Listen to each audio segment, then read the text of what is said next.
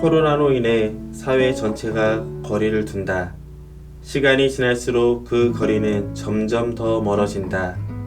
때로는 물리적인 거리뿐만 아니라 감정적인 거리감까지 느껴지기도 한다. 요즘 따라 성전에서 홀로 묵상하는 시간이 길어진다. 주일에도 더 이상 북적이지 않는 성전에서 홀로 하느님께 이런저런 넋두리를 해본다. 사제로서 내가 할 수 있는 일에 대해 고민해본다.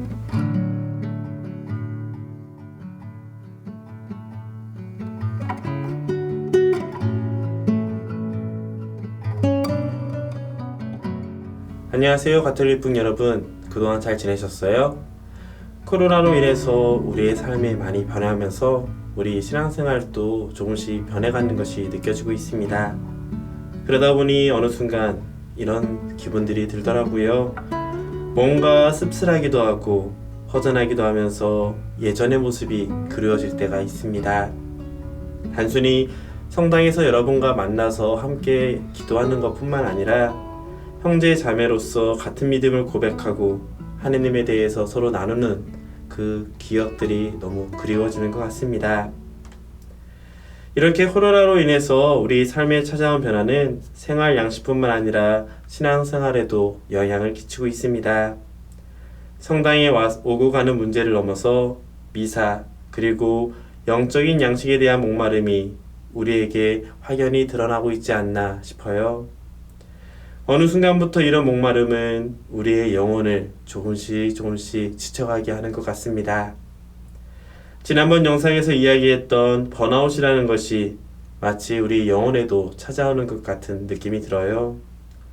본래 우리 가톨릭 교회에는 이러한 영적인 목마름이 생겼을 때나 외적인 상황으로 인해서 영혼에 갈증이 생길 때 내면을 돌아보고 자신의 영혼을 하느님께 더 가까이 감으로써 영적인 힘을 얻도록 하는 좋은 유산이 있습니다. 바로 피정이죠.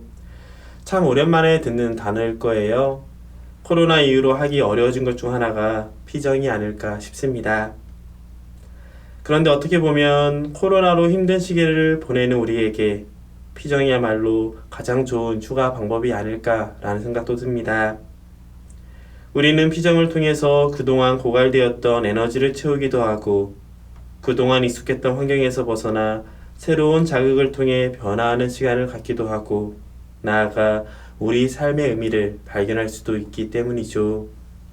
저도 예전에 했던 피정이 떠올라요. 여름방학 동안 신학생 때 여러 가지 일을 하면서 지친 상태에서 학교에 돌아가고 그리고 개학 피정을 할 때 성전에 혼자 앉아서 기도를 하면서 하느님께 참 많이 물어봤습니다.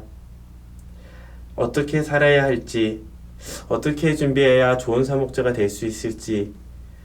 그런데 아무런 변화도 가늠도 느껴지지 않았어요. 오히려 피곤하다는 이유로 자주 졸곤 했죠.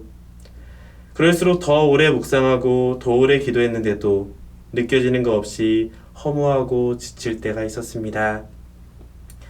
어느 순간 피정의 이유도 잊게 되고 쓸쓸한 마음으로 있었는데 미사를 드리는 순간 마음의 평화가 갑자기 다가왔습니다.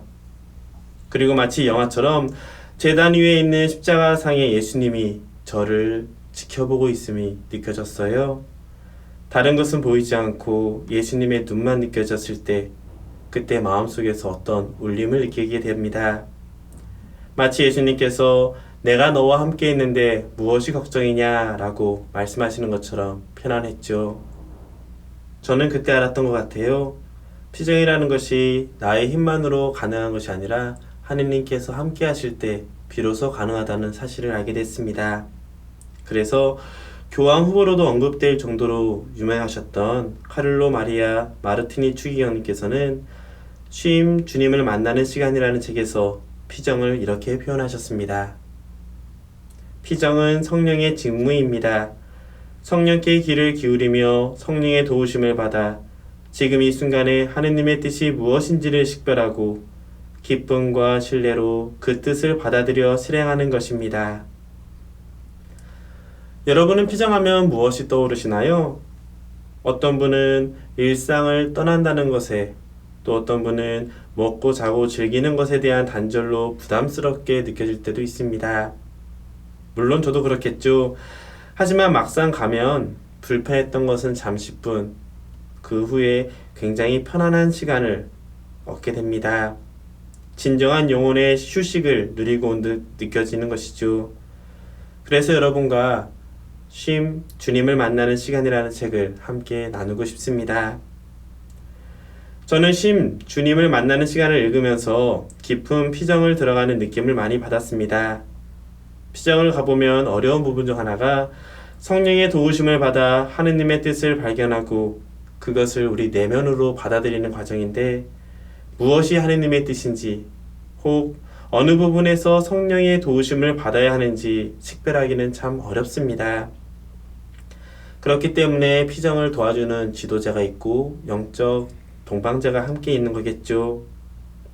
이 책에서는 마르티니 주기영님께서 직접 그 지도를 해주는 듯 합니다. 주님의 기도를 통해서 예수님께서 내게 하고자 했던 말씀이 기도를 통해 천천히 묵상할 수 있도록 인도해 주십니다. 그래서 하느님과 나와의 관계를 돌아볼 수도 있고 성령을 어떻게 받아들여야 하는지 그 과정에 대해서도 조금씩 이야기해 주시는 것이죠.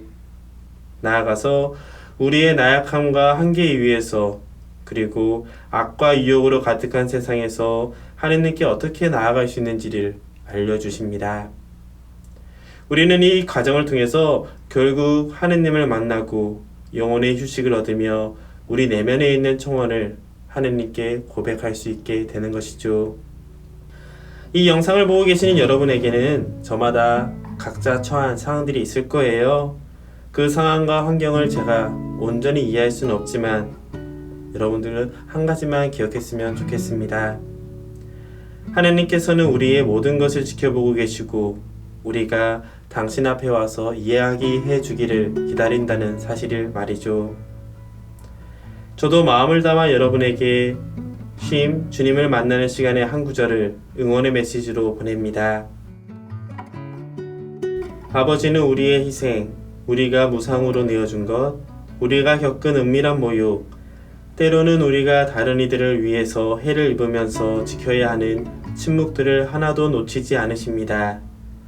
그분은 그 모든 것을 갚아주시는 아버지이시며 우리는 전적인 신뢰로 그분께 우리 자신을 내맡깁니다.